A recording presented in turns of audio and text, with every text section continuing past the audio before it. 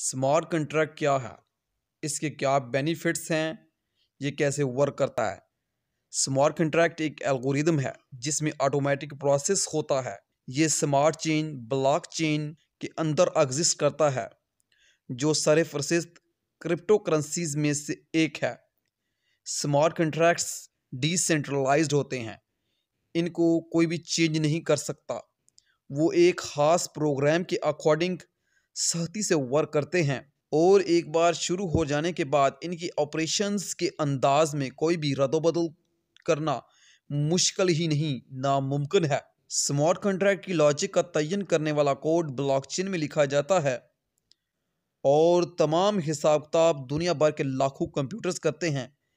यह यकीनी बनाता है कि स्मार्ट कॉन्ट्रैक्ट को ना कोई हैक कर सकता है और ना ही कोई तब्दील कर सकता है।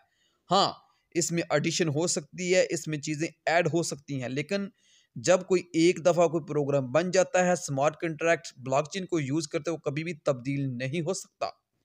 जैसे कि forsage.io, ये भी एक स्मार्ट कॉन्ट्रैक्ट है। ये कभी भी इसका मालिक इसमें एडिशन कर सकता है, लेकिन इसको कभी ख़त्म नहीं कर सकता।